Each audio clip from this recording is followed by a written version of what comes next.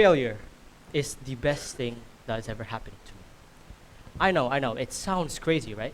No one here likes failing. We don't try to do it on purpose. But it happens, and it happens to everyone. Even successful billionaires and entrepreneurs out there experience this. But what sets them apart from most ordinary people is how they view failure. To them, failure is just a tool for improvement, a tool for growth. Now, let's be honest, most of us here don't see it that way, right? Now, I'm standing here not because I'm a billionaire or because I'm a genius like Einstein, but because I have something else that's valuable. A story, a life lesson that I had to go through, and I want to share with you guys. So here goes my story. Back when I was in junior high school, I was very active in school competitions. And I'm not trying to brag here, but I would most often win. Not because I was always good, but because not a lot of students participated. And so, after a while, it still made me confident in my abilities. And one day, I wanted to look for a new challenge. And so, I decided that I was going to join a national competition for the very first time. As you can expect, for my first ever competition, it didn't go so well. In fact, it went horrible. I absolutely bombed the competition. I remember receiving the news that I did not even pass the preliminary stage, which was devastating at the time, and it quite humbled me. Because going into this competition, I was very confident in my abilities. I was so ready, and I was so hyped, because I fully believed that I could win. But then I learned that I didn't win. And so, it was devastating. I even had to post a Twibbon image on my Instagram, and I shared to all my friends and family. But when I learned that I didn't win, I immediately closed everything, deleted everything, and just basically hid in my room for 3 months. 3 months straight, I did nothing in my room. I did not compete in any other competition whatsoever. But then, after a while, I realized that I was overreacting. And so, I decided to do something else. I started journaling for the first time. Journaling, that's right. It was kind of like a self-reflection almost. And so I wrote down what exactly happened, what went wrong, and how it happened. For me, it was using too many words I didn't understand and just speaking way too fast and being overly confident in my abilities. And so I acknowledged it.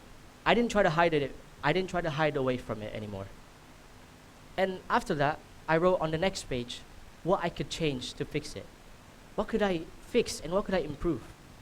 After I finished writing everything down, I felt a whole lot better. And at that moment, it was decided that I was going to try again, but next time, I was going to do better. And that's exactly what I did the next time. Now, this is my second attempt at a national competition. And in this attempt, I improved a whole lot. Could you guess what happened? Did I win? Did I get an honorable mention? No, absolutely not. I did not win again. But I did improve. Because previously, I wasn't able to pass the preliminary stage, but now I was able to go into the semifinals, which I know, it may not seem like a big jump, but to me, it was huge. It was a huge eye-opener as well, because I realized then that, hey, failing isn't always that bad. And perhaps instead of fearing it, I could use it to my advantage and learn from it. So that's when it clicked. This is what I called my first real restart. Now, some of you might be wondering, what do I mean by that? And I'll get into that in a second, but for now, we could use a video game example. Show of hands, how many of you have played video games? I assume most of us here, right? We all have died to lava. We all have failed to pass level 100. But let me ask you this. What do you do when that happens? Most of us, we don't delete the game forever. For most of us, we just click the restart button, correct? That's exactly how you should view failures and mistakes in real life. Instead of seeing it as an obstacle, we should see it as an opportunity to try again and to learn from. This is what billionaires and successful people use, which is why they are so successful. So now you're wondering, okay, that's great, but how do I restart? Great thing you ask, because introducing my framework. This is just a fancy version of self-reflection, and it's called RATA. Say it with me, RATA. Now I know what you're thinking. Is that the rap from Ratatouille? Yes, it is. All you have to do is split him into three parts. The first one is recognize.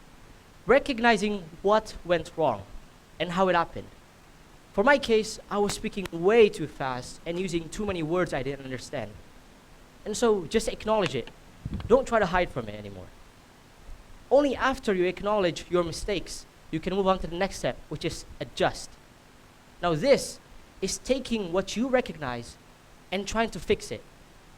Make some small tweaks and some plans on how you're gonna improve next time. That is the adjustment. Now, the very last step, arguably the most important, is try again. What you want to do here is apply what you have learned from recognizing and adjusting your mistakes and put it into practice.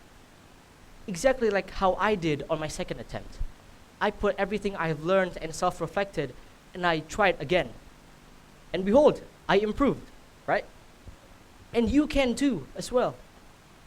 Everyone here, if you ever have experienced failure or mistakes, try self-reflecting and following these 3 steps.